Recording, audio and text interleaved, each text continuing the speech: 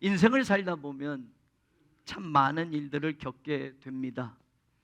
어떤 사람도 자신의 인생이 처음부터 끝까지 위기나 고난이나 환난 없이 순탄하게만 살아왔다고 하지 못할 겁니다. 돈이 많든 적든, 신분이 높건 그렇지 않건, 많이 배웠건 못 배웠든, 또는 여자이건 남자이건, 인생은 그런 것들과 상관없이 언제나 행복만 찾아오고 언제나 좋은 일만 일어나고 웃을 일만 생기는 것이 아닙니다. 비극도 있고 불행도 있고 고통도 있고 눈물도 있습니다. 여러분, 이런 인생을 산 사람이 있었습니다.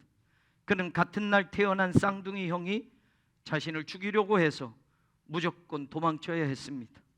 아무것도 가진 것 없이 부모의 곁을 떠나서 그렇게 도망쳐서 숨죽이며 살았던 세월이 20년이 흘러버립니다.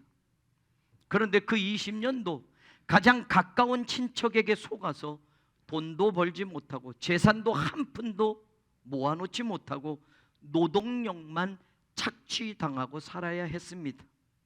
그 사이 사기 결혼도 하게 되었고, 자신의 의지와 감정과는 별개로 원치 않은 여인들을 첩으로까지 두어야 했습니다. 그래서 사랑해서 결혼한 부인 한 명과 사기 결혼당해서 얻은 부인 한 명, 그리고 그 부인들 때문에 할 수 없이 두게 된 2명의 첩까지 모두 4명의 여인들과 자식을 낳고 살 수밖에 없었습니다. 그 와중에 부인들은 서로 남편의 사랑을 차지하려고 치열하게 싸우며 가정이 조용할 날이 없었습니다. 어느 날은 그렇게 사랑하는 아내에게 화를 내고 싸움까지 하게 되었습니다. 집에 들어오고 싶지도 않았습니다. 이건 성경에 없는 내용이지만 제 경험에서 나온 말입니다. 이제 부모님 계신 고향으로 돌아가야겠다 결심하고 그 길을 떠났는데, 도중에 하나밖에 없는 그 딸이 이방 남자에게 강간을 당했습니다. 그 일로 인하여 아들들이 그 사람이 사는 성읍에 쳐들어가서 모든 남자들을 칼로 죽여버리고 재산을 약탈하고 그들의 자식들과 아내들을 잡아와서 큰 전쟁으로 번질 위기를 겪게 됩니다.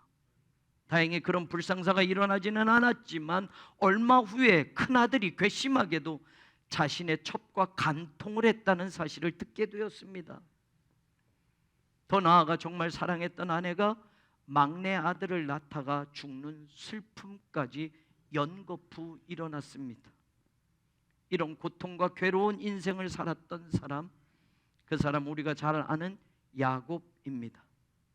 창세기 47장 9절에 보면 야곱이 요셉을 만나러 애굽 땅에 가서 바로에게 130년을 살아온 자신의 인생을 이야기할 때, 내 인생은 나그네와 같은 길이었고 험악한 세월이었다라고 말하는 장면이 나옵니다. 험악한이라는 단어는 라아라는 히브리어를 썼는데 뜻은 나쁘다라는 그런 의미를 가지고 있지만, 더 중요하게 이 단어는 신체적인 고통이나 정신적인 고통, 감정적인 고통을 표현하는 단어입니다. 더 나아가서 도덕적으로나 신앙적으로 하나님의 뜻에 어긋나는 행동을 나타낼 때 구약 성경에서 자주 이 단어를 씁니다. 다시 말하면 야곱은 육체적으로, 정신적으로, 감정적으로 정말 고통의 인생을 살아왔으며, 때로는 하나님의 뜻에 어긋나는 일들도 하며 살아왔다라는 것을 우리는 알게 되는 겁니다. 그 인생을 야곱은 자신의 인생 말미에 회고하면서 고백하고 있습니다. 저는 말씀을 준비하면서 이런 인생을 사는 것이 야곱만이겠는가 생각해 보았습니다. 야곱처럼 우리도 정도의 차이는 있겠지만 육체적인 고통, 정신적인 고통을 겪으며 살아가고도 있습니다. 야곱처럼 우리도 하나님의 말씀대로 살지 못하고 그 말씀에서 벗어나서 하나님의 뜻에 따라 살지 못하는 그런 불순종의 순간들도 있는 것이 사실입니다. 여러분 말고 목사인 저의 인생도 야곱처럼 130년에는 한참을 못 미치는 57년의 짧은 세월의 인생이지만 육체적으로, 정신적으로, 감정적으로 고통을 겪으며 살았던 순간들도 있었고, 목사지만 하나님의 뜻에 어긋나는 일들도 있었다고 솔직하게 고백드릴 수 있습니다. 위대한 야곱도 그 인생의 면면을 들여다보면 우리와 별반 다를 바가 없고 하나님 앞에서도 여전히 모자르고 부족한 모습이 수두룩합니다. 그런데 우리는 왜 야곱을 주목해 봐야 할까요? 야곱에게서 우리는 어떤 신앙적인 교훈을 발견하고 얻을 수 있을까요? 야곱은 오늘 또 다시 죽음에 직면하는 인생을 만나게 되었습니다. 대략 삼촌집에서 20년, 숫꽃과 세겜에서 10년, 30년 전쯤으로 거슬러 올라가 형이 자기를 죽이려 한다는 사실을 알고 무작정 도망쳤던 그때처럼 지금은 아들들이 세겜성 남자들을 속이고 모두 칼로 죽이고 약탈한 그 일 때문에 그 족속들이 자신뿐만 아니라 가족 모두를 죽일 것이라는 두려움에 사로잡혀 있었습니다. 그 일을 주도했던 아들 시므온과 레위에게 창세기 34장 30절에 야곱이 이렇게 말합니다. 너희가 내게 화를 끼쳐 나로 하여금 이 땅의 주민 곧 가나안 족속과 브리스 족속에게 악취를 내게 하였도다. 나는 수가 적은즉 그들이 모여 나를 치고 나를 죽이리니 그러면 나와 내 집이 멸망하리라. 이렇게 말하는 야곱의 모습에서 그 공포와 두려움을 느낄 수가 있습니다. 이제는 30년 전 아무것도 없이 홀몸으로 의지할 곳 없이 혈혈단신으로 도망치던 그때와는 다릅니다. 제법 돈도 벌었습니다. 사랑하는 아내와 자식들도 있습니다. 종들도 많이 있고 부자 소리 들을 만큼 가축대도 많이 있습니다.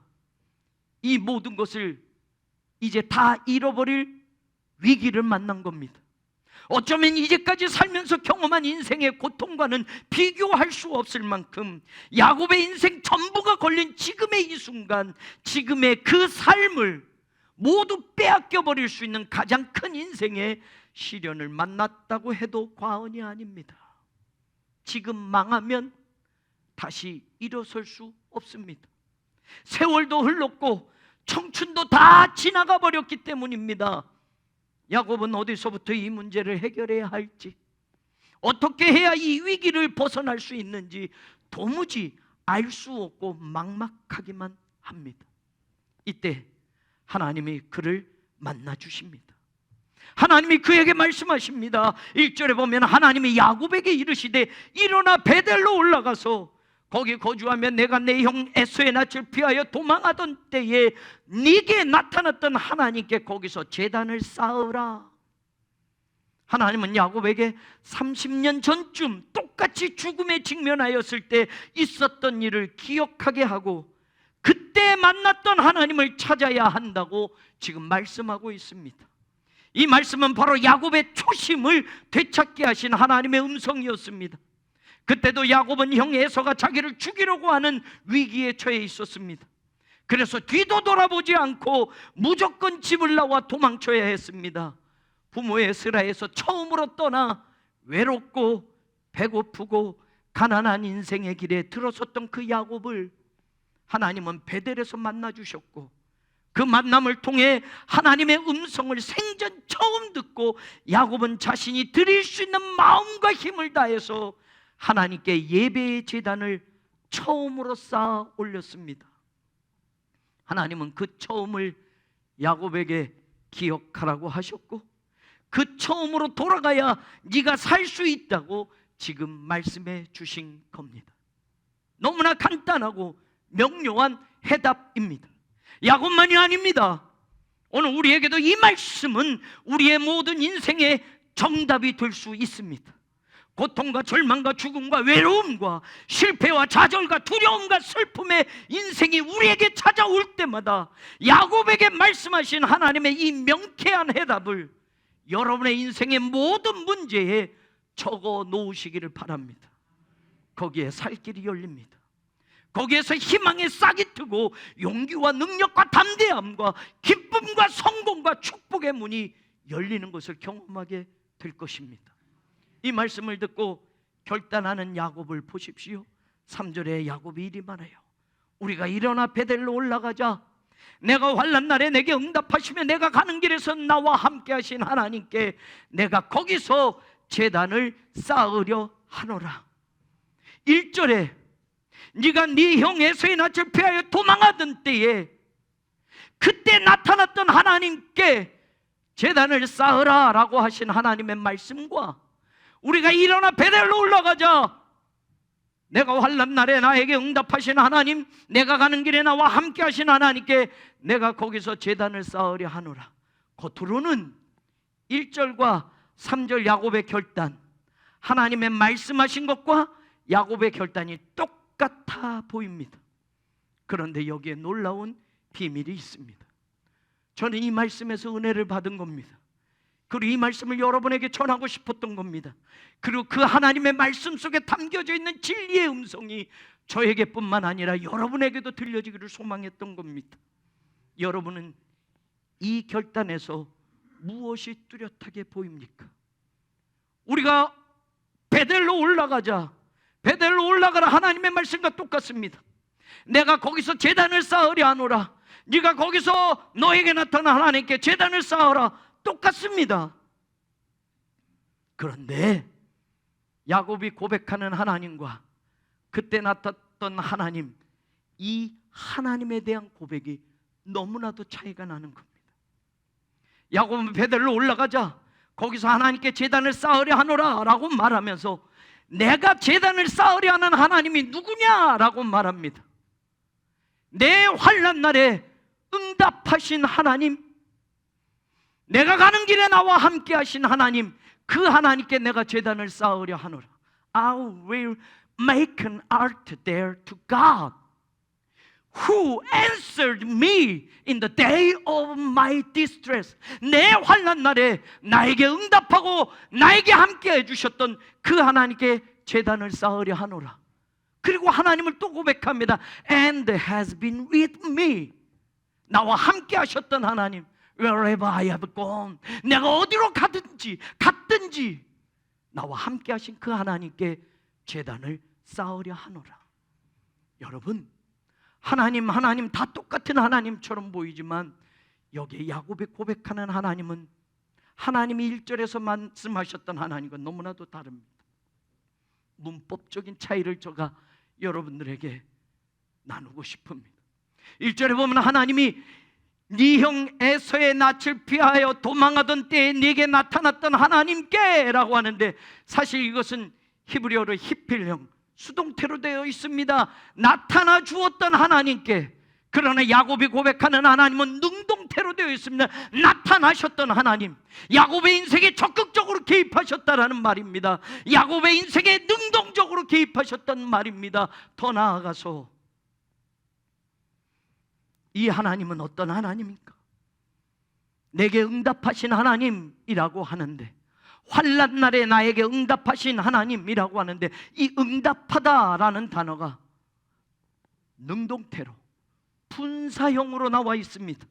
그러니 다시 말하면, 더 정확하게 이야기하면 과거 30년 전에 네 형 에서의 낯을 피하여 도망하던 그때 그 한 번 나타났던 하나님이 아니라, 야곱이 지금 고백하는 하나님은 30년 전 그때 내 인생 처음 인생의 위기에 나를 만나 주셨던 과거의 하나님이 아니라 이제까지 살아오면서 계속해서 분사형으로 응답하고 계시는 하나님이라고 야곱은 고백하고 있다는 사실이에요.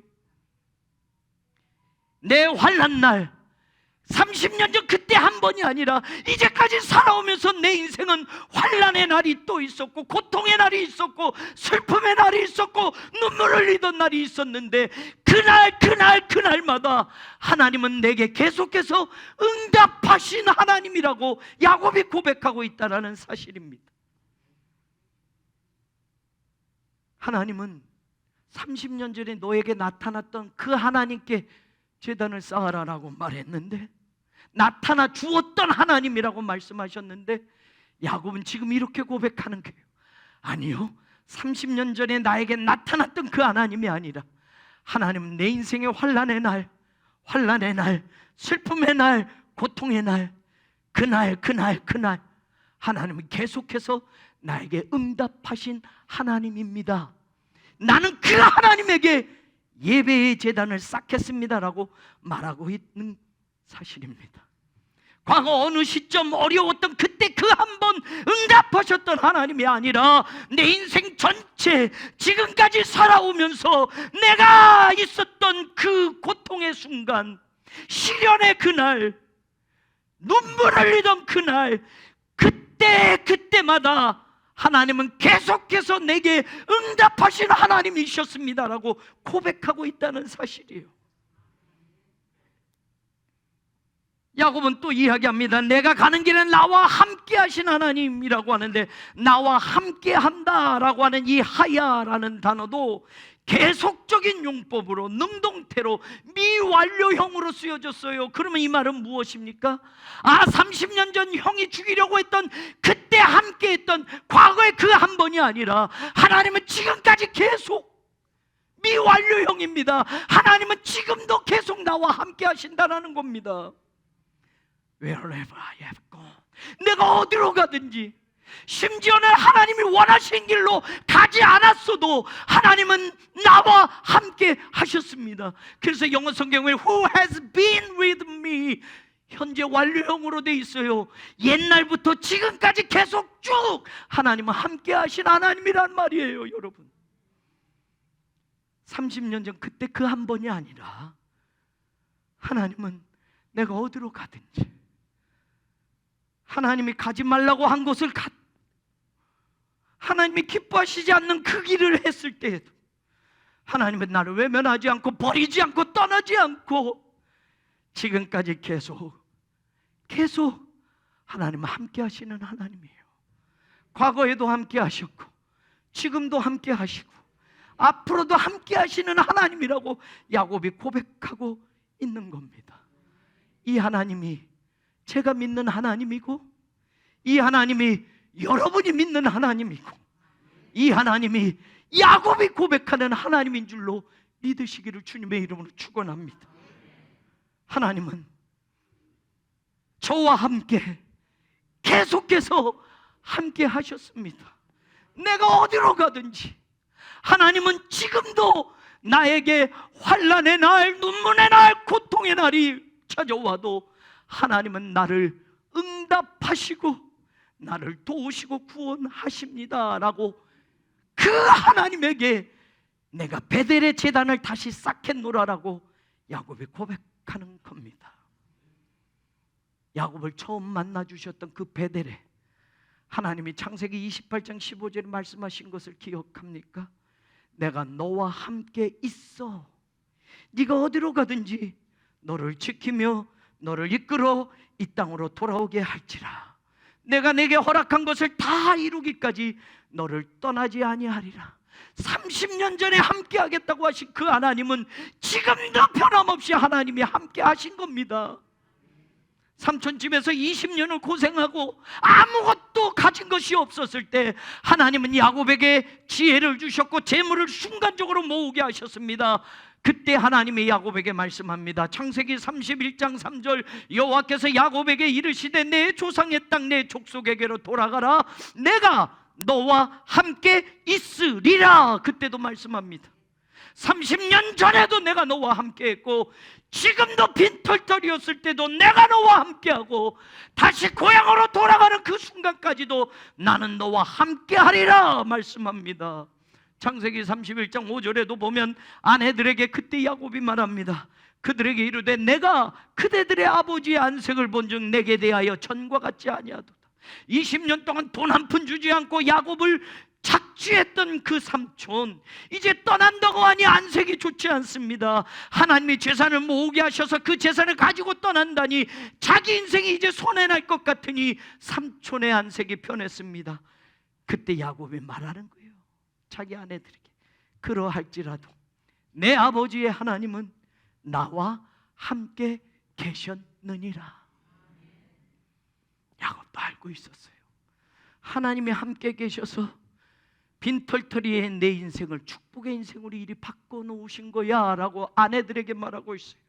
창세기 31장 42절도 우리 아버지의 하나님 아브라함의 하나님 곧 이삭이 경외하는 바로 그이가 나와 함께 계시지 아니하셨더라면 외삼촌께서 이제 나를 빈손으로 돌려보내셨을 겁니다.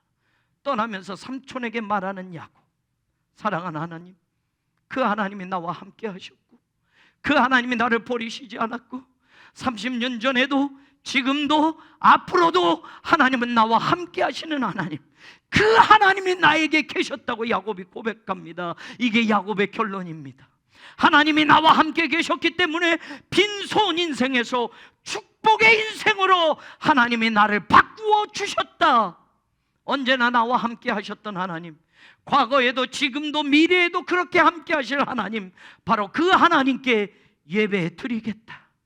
내 환난의 날에 나를 도와주셨던 하나님, 내 인생의 고통과 신음과 절망에도 하나님은 응답해 주셨고, 지금도 계속 그렇게 응답해 주시는 하나님, 그 하나님께 내가 베델의 예배자로 다시 서겠다.